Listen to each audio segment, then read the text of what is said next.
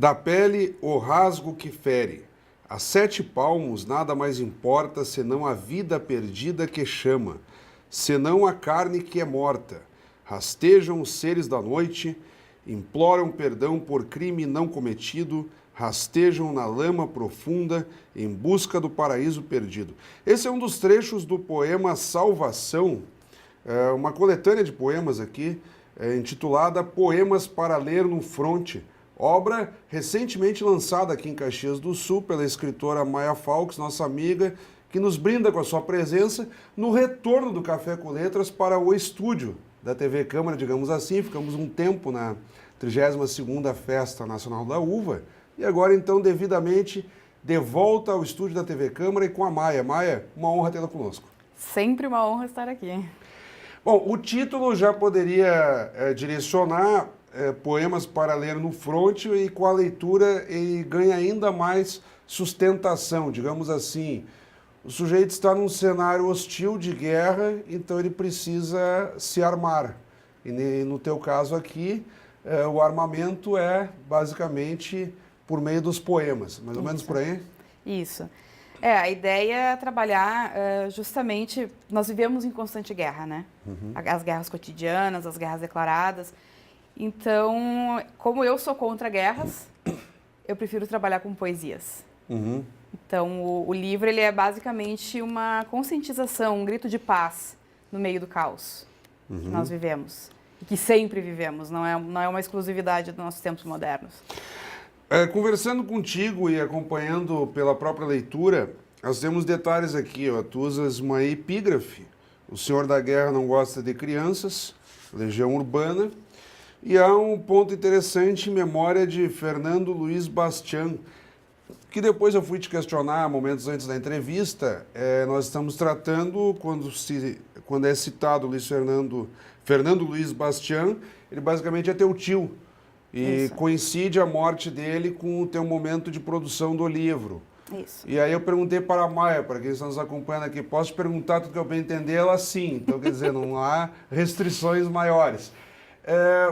Pela memória do teu tio, porque de fato acaba tendo uma costura interessante aqui. O livro ele tem um aspecto um pouco mais depressivo, um pouco mais de medo, um pouco mais... Perda. Exatamente, perda. Como que se deu isso e que influência que teve? A influência direta mesmo no enredo? Teve porque o meu tio era uma pessoa extremamente pacífica. Ele era extremamente inteligente, ele tinha um conhecimento muito grande de história, de literatura, mesmo ele sendo engenheiro. Ele era um grande engenheiro.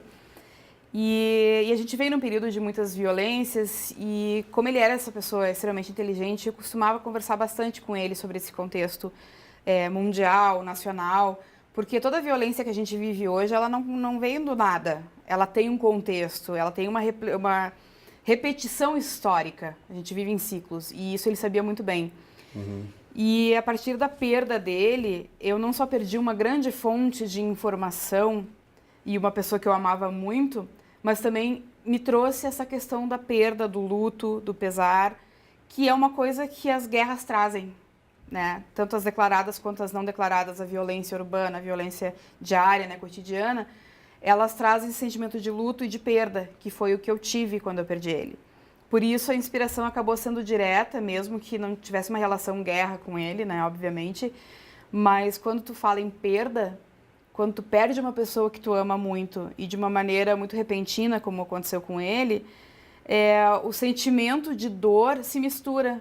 Então, a dor que eu senti da perda dele é muito semelhante à dor que uma mãe perde com um filho numa guerra, ou uma mãe numa situação outra que tem até no livro fala, ou numa ditadura, ou no Holocausto, como foi. As perdas, né? Cada um sente de uma maneira diferente. Bem, nós estamos gravando basicamente há poucos dias da tragédia que teve no interior de São Paulo, em Suzano, pelo menos 10 mortos. Aí alunos entraram em sala de aula e promoveram aqueles tiroteios, provavelmente inspirados no que acontece nos Estados Unidos, na Europa. No Rio de Janeiro, anos atrás, havia acontecido também numa escola. No Realengo. No Realengo, exatamente. E aí vem à tona de novo desigualdades sociais, os grupos neonazistas, ou aqueles memes de internet que o sujeito às vezes não tem uma ideologia muito clara, mas copia no momento de desafogo ou de catarse, vai lá e comete isso, mata não sei quantos e se suicida. Quer dizer, o sujeito pode ter um abalo moral ali pelo dia a dia, por bullying, mas também há um fator patológico aí. Mas, enfim, a sociedade sangra e é agredida dessa forma. Eu imagino que o sujeito que vivenciou o noticiário nesta semana, pelo menos, e estava lendo ou começou a ler o teu livro, de certo modo já acha correlações aí, né? Com certeza. Até porque nós vivemos em constante violência. Se a gente parar para ver os números, nós estamos batendo recorde de feminicídios. Né? Esse ano já foi... Bom, é uma mulher assassinada a cada 1h30, 2 horas, né? Só por ser mulher. Aí nós temos a violência contra LGBTs, é 1 por dia. Só por isso, não é por outro tipo de violência. Porque a gente não contabiliza, quando faz essas estatísticas, mortes em assaltos, acidentes, né? Só pelo motivo de ódio. Claro. Então, nós estamos em guerra. Ela não é declarada, ela não é com soldados, embora nas favelas seja com soldados, mas nós estamos em guerra. E o que aconteceu com essas crianças? Foram para a escola e, de repente, não voltaram mais para casa. Por quê? E é a mesma explicação de qualquer guerra. Não se sabe. Não existe uma explicação plausível, porque as guerras elas são muito motivadas por motivos religiosos ou políticos, interesses econômicos, mas no fim das contas, aquelas pessoas que efetivamente estão no front, estão na linha de frente, elas matam e morrem sem motivo nenhum, porque elas não vão sair ganhando em nada. E a guerra é isso. Quem mata e quem morre está fazendo isso sem motivo, em qualquer situação. No livro, tu adotaste o recurso de poemas proseados. E aí a conotação de guerra, quando o sujeito depara, por exemplo, com a capa, eu vou pedir que a nossa equipe pegue aqui, nós temos um cenário difuso que tu não podes definir exatamente se é numa selva, se é no meio urbano, se é uma parede fora de tom. Mas, enfim, aqui é um cenário nebuloso e homens caracterizados ali como, enfim, ou estão armados ou não estão, ou vão se defender. A própria capa já demonstra um cenário, seria o quê? De entropia, de desorganização. Exato. Algo do tipo. E aí tu te vales, então, de um poema proseado para tentar enfrentar um cenário de guerra com uma conotação da mais variada possível. Muitos falam da guerra no trânsito, daqui a pouco, acidentes de trânsito matam mais que a guerra do Vietnã. Sim. Quer dizer, e por aí vai, né? São muitas violências e as pessoas não se dão por conta, né? Exatamente. Todo mundo sai de casa sem saber se volta. E até na capa do livro, a pessoa que está no centro é uma criança entregando um livro para um soldado. Ah, é verdade. Aí aqui em tom de azul, né? Isso, porque a arte e a educação são as únicas ferramentas para a redução de violência. E isso é uma coisa que é sabido e que, infelizmente, não interessa aos poderes superiores investir em arte e em educação, porque apertar um gatilho é mais rápido do que educar uma criança. E aí nós temos o seguinte, eu vou folhando aqui no sentido de tentar acompanhar o enredo do livro. Iniciei de uma forma muito impactante, trovões, agressões e por aí afora. Depois o livro ele vai ganhando, ele vai tendo uma oscilação no seu próprio ritmo, como os fatos acontecem. É o sentido de ter a perspectiva de alguém apavorado com um cenário que entra num estado de estresse total e começa meio que desistir até de criticar. Como é que funciona isso? Como as violências, elas são... A gente não pode medir o tamanho da violência pelo tamanho da dor que causa, porque a dor é individual. Né? Então, de repente, uma poesia que é extremamente impactante para mim não é tão impactante para ti, ela não tem o mesmo significado. Por exemplo, uma das poesias que mais me toca nesse livro é uma chamada 26, que é sobre aquele menino refugiado que morreu na praia. Aquela foi uma das imagens... Sinceramente, para mim, foi uma das coisas mais impactantes que eu já vi na minha vida. E eu já vi muita coisa, pesquiso muito, esse livro não nasceu do nada, Eu pesquiso muito, eu vejo muito documentário, então eu já vi muitas cenas horripilantes reais de guerra, mas aquela cena daquela criança pequena na praia, com as ondas batendo nos pezinhos, aquilo me derrubou. E eu fiz, então, uma poesia para ele. E algumas pessoas, quando leem, não toca dessa maneira. Para mim, ela é a mais impactante do livro. Ela tem 3 linhas. Claro. Então, vai muito da pessoa. Agora, por exemplo, Alepo, que é a última que fecha o livro, é sobre a Síria. Eu venho acompanhando a guerra da Síria já tem alguns anos e eu assisti alguns documentários sobre Alepo, que é a segunda maior cidade da Síria. Já foi considerada a cidade mais bonita do mundo e hoje ela é ruína, pura ruína. E eu fiz aquela poesia numa tentativa de fazer um texto mais épico. Então, eu sou muito fã de Gonçalves Dias e tem uma poesia dele que é Ijucapirama, que fala dos guerreiros índios, né, tupis. E eu gosto muito daquela poesia e Alepo foi muito inspirada nisso, trazer vários pontos de vista sobre uma situação trágica, que no caso deles era a guerra dos índios mesmo, né, os índios tentando se proteger. E foi mais ou menos essa inspiração que eu trouxe para Alepo. Então, as poesias elas não foram colocadas numa ordem tentando provocar ou não algum tipo de sentimento, porque eu não tenho como prever como é que cada um vai sentir cada poesia. Mas o objetivo é que todas toquem. Sim, como é que tu lidas, por exemplo, para tentar ilustrar esse cenário de poder, de opressão, de sofrimento?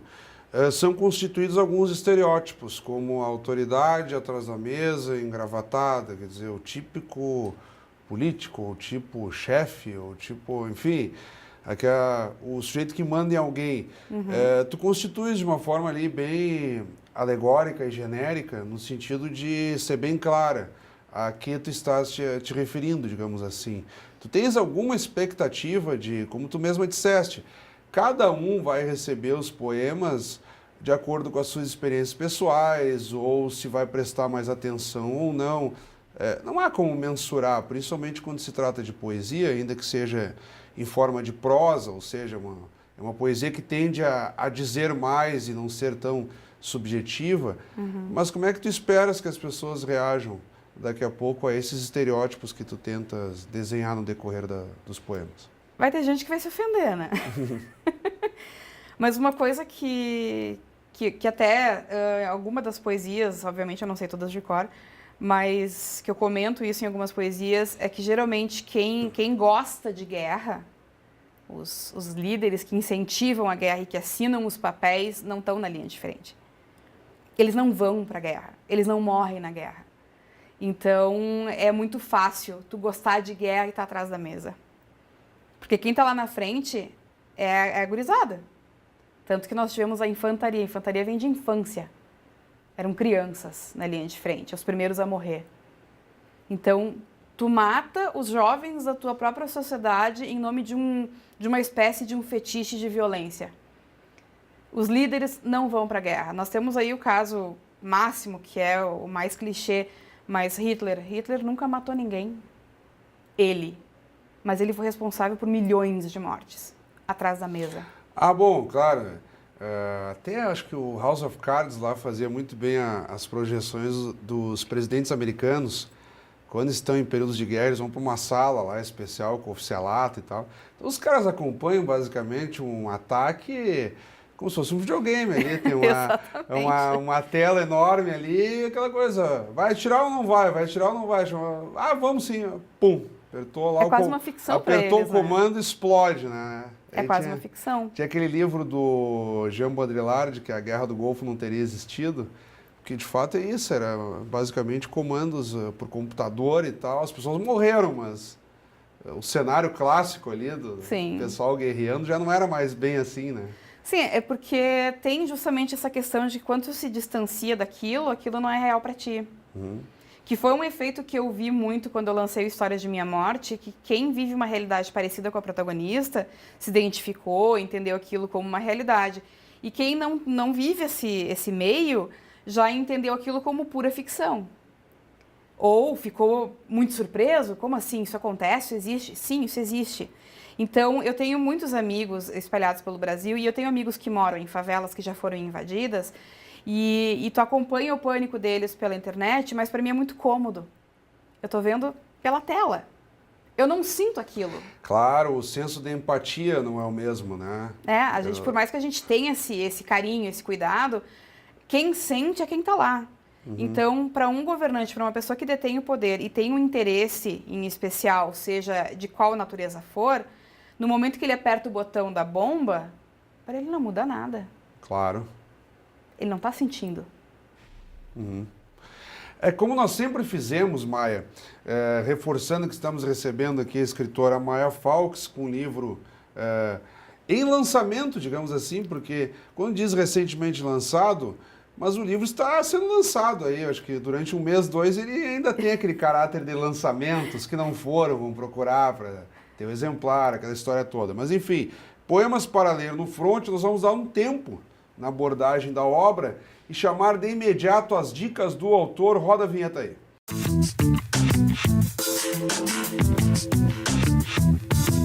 Então, nas dicas do autor, Maia, tu já conheces, já participaste do programa outras vezes. Tu vais compartilhar com quem está nos acompanhando neste momento dicas, podem ser clássicos, lançamentos, autores desconhecidos, recomendações de leitura que por um motivo ou outro tu entenda se quem está nos acompanhando tem que ir atrás. Eu tenho acompanhado bastante a literatura contemporânea feita por mulheres, principalmente, mas não só, e de editoras que não são do grande meio. Então, por exemplo, o meu próprio livro é lançado pela Patuá e eu tenho lido bastante autores da Patuá também. Que é uma editora de São Paulo. De São Paulo. Então, nós temos aí a Cíntia Kremler, que ela é de Brasília. Eu li o livro dela, Todos os Abismos Convidam para o Mergulho, que é um romance e é um livro extraordinário.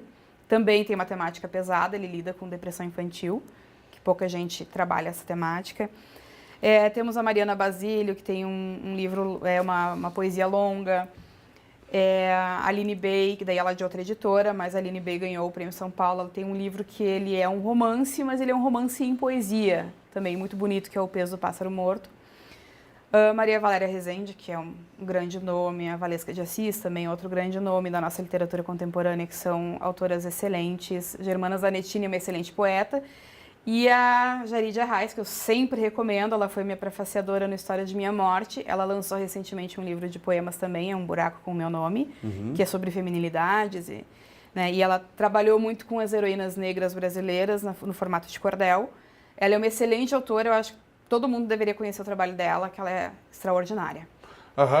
E retomando então aqui Poemas para Ler no Fronte, que é o foco do Café com Letras desta semana.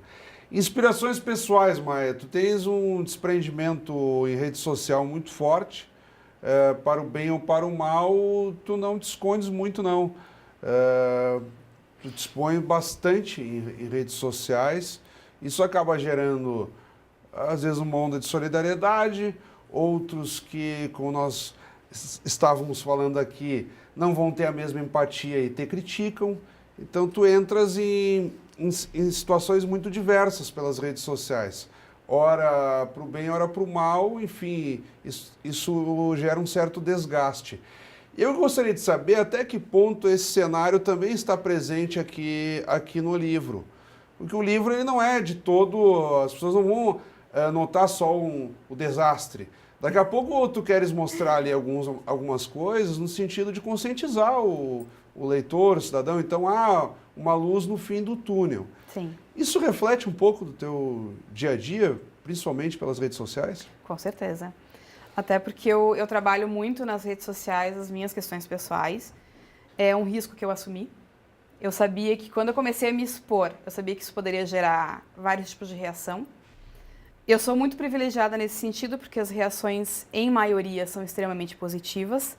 As pessoas se identificam muito com as minhas situações, até porque o que eu trago não é nada de muito novo, né? Eu falo de depressão, eu falo de bipolaridade, eu falo de automutilação, que são temas que precisam deixar de ser tabu, que precisam começar a ser falados abertamente, para que as pessoas que passam por esses problemas possam procurar ajuda. Aí que tá.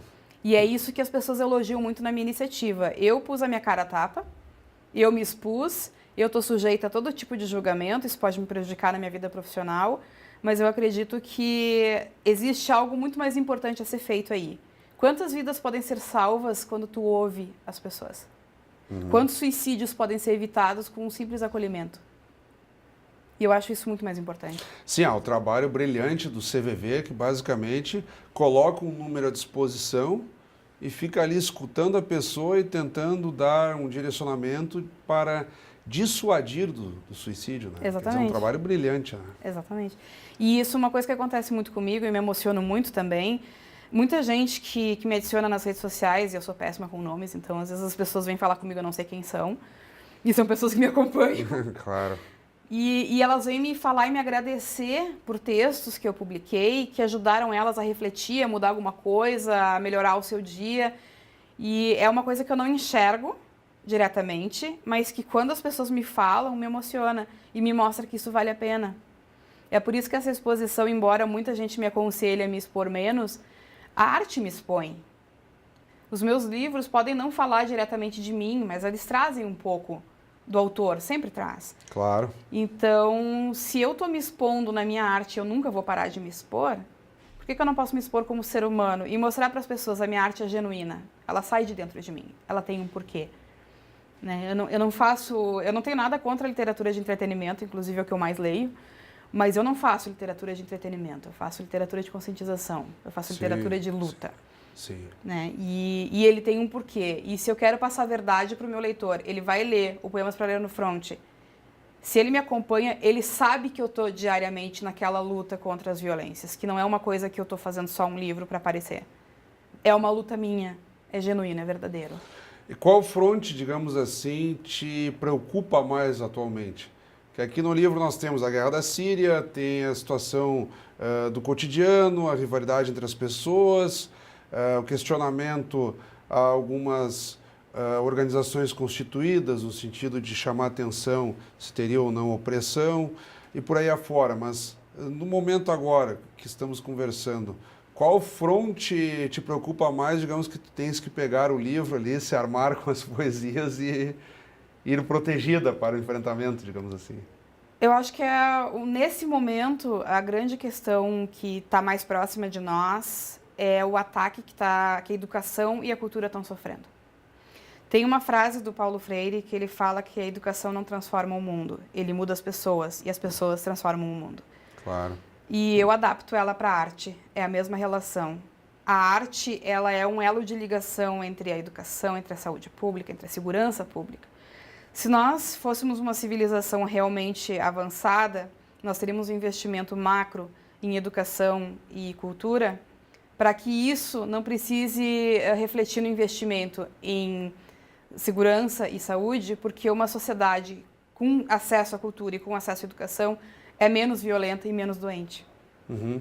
Mas aí nós ficamos no seguinte sentido, seria basicamente o apoio do poder público aos projetos culturais, que isso é um debate muito forte, ou também a tentativa de alteração de regras, como, por exemplo, mexe na grade curricular, mexe no conceito da exposição que pode ou não pode.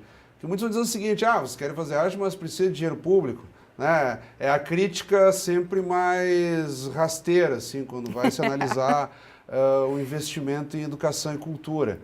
Mas talvez mais perigoso do que o próprio investimento são as tentativas de mudanças no entendimento, né, do que é o ensino e a cultura. Exatamente, porque falando da questão da cultura, por exemplo, botando na ponta do lápis na questão de dinheiro, a cultura devolve para a sociedade muito mais do que a sociedade investe nela.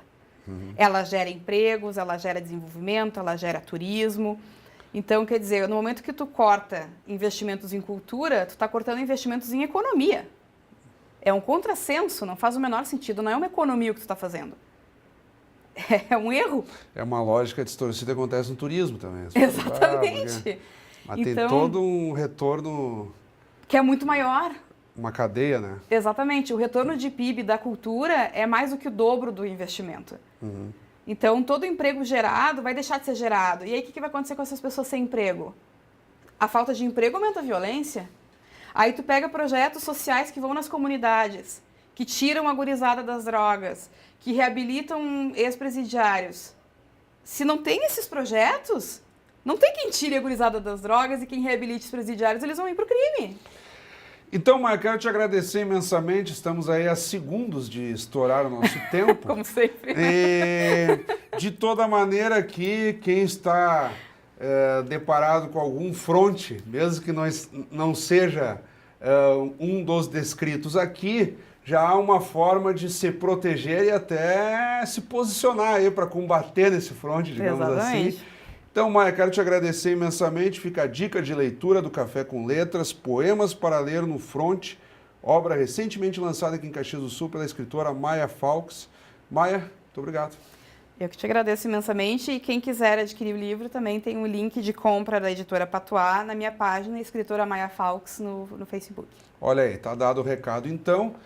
E também queremos agradecer a todos que acompanharam o programa até aqui. Ficou a dica de leitura, Poemas para Ler no Fronte, de Maia Fawkes. Continue então acompanhando a nossa programação. Até o nosso próximo encontro.